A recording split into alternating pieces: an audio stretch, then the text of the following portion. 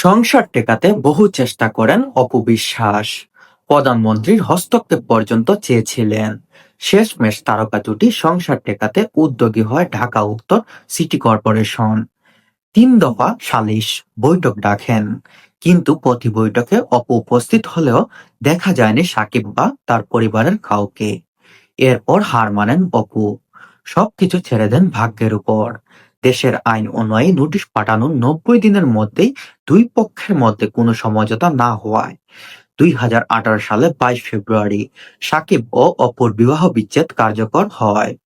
অপুর সঙ্গে বিচ্ছেদের বছরেই বুবলিকে গোপনে বিয়ে করেন সাকিব।